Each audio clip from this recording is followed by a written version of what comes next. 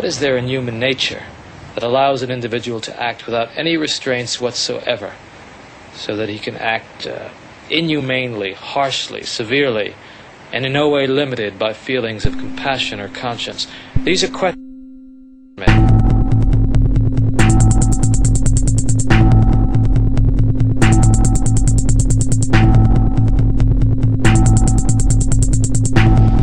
In this setting, I allow things to be done to me that I wouldn't allow in any other context. The dentist is about to put an electric drill into my mouth. In this setting, I willingly expose my throat to a man with a razor blade. Stanley Milgram, which was one of the most influential social psychologists of his time, wanted to understand and find an explanation as to how the Nazis were able to persuade many Germans to partake in the slaughter of innocent people, and to explain why so many did almost nothing to prevent suffering within their own nation. Stanley Milgram, one of the most influential social psychologists of the time, was particularly fascinated with the dangers of group behavior and blind obedience to authority. He conducted at least 21 variations of his basic experimental model. On a sample of average American adult men were willing to punish another person with increasingly higher voltage of electric shock. In 1962, Stanley Milgram shocked the world with his study on obedience. To test his theories, he invented it would become a window into human cruelty. In ascending order, a row of buttons marked the amount of voltage one person would inflict upon another. Milgram's original motive for the experiment was to understand the unthinkable, how the German people could permit the extermination of the Jews. Results show that people will obey an authority figure regardless of what the consequences may be. Women and men did not differ in obedience rates, and for those few who refused it, made little difference to have a model, because they continued to obey as often as those without the model.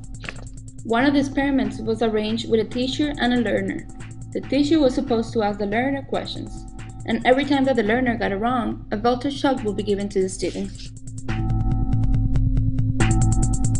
How is it possible, I ask myself, that ordinary people, who are courteous and decent in everyday life, can act callously, inhumanely, without any limitations of conscience? Now, there are some studies in my discipline, social psychology, that seem to provide a clue to this question. The problem I wanted to study was a little different. It went a little bit further. It was the issue of authority. Under what conditions would a person obey authority who commanded actions that went against conscience? These are exactly the questions that I wanted to investigate at Yale University. The graph shows how the level of people's obedience decreases depending on the circumstances. In the initial study, 65% of the people obeyed, and the lowest level when two Confederate rebels confront with 10% obedience.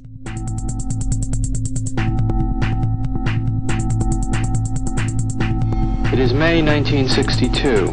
An experiment is being conducted in the Elegant Interaction Laboratory at Yale University. The subjects are 40 males between the ages of 20 and 50 residing in the greater New Haven area. Psychologists have developed several theories to explain how people learn. One theory is that people learn things correctly whenever they get punished for making a mistake. 40 years later, Milgram's infamous experiment, obedience, is still taught in classrooms around the world. Would you open those and tell me which of you is which, please? Teacher. Learn. All right, now the next thing we'll have to do is set the learner up so that he can get some sort of punishment. What inspired Milgram, I would say there were a number of factors. One of them is he was very ambitious. He wanted to make a mark in social psychology. And he wanted, as he wrote to one friend, he wanted to come up with the boldest experiment that he could think of. Would you roll up your right sleeve, please? This electrode is connected to the shock generator in the next room. And this electrode paste is to provide a good contact to avoid any blister or burn. Do you have any questions now before we go into the next room? About 2 years ago, I was at the Veterans Hospital in West Haven. And while there, they detected a heart condition. There's nothing serious, but as long as I'm having these shocks, how strong are they? How dangerous are they?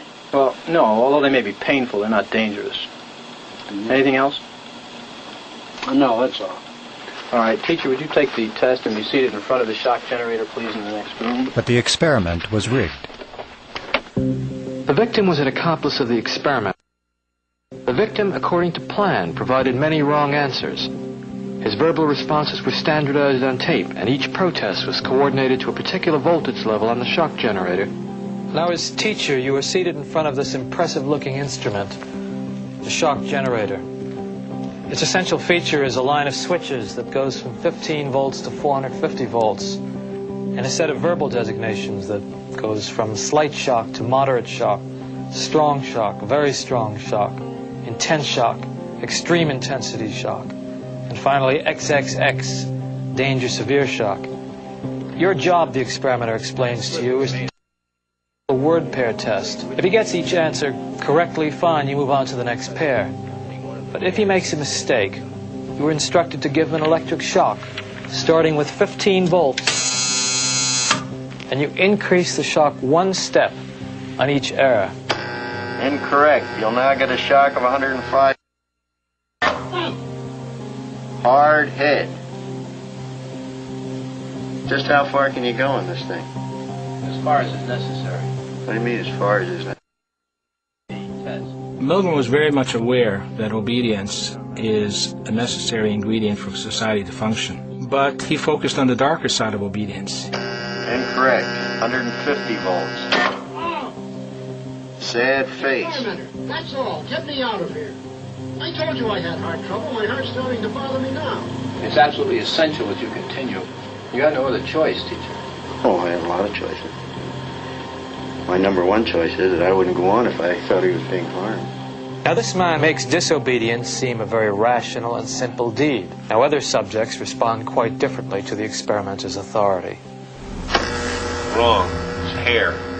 75 volts, Jim. Please continue. Some psychologists were troubled by the ethics of it.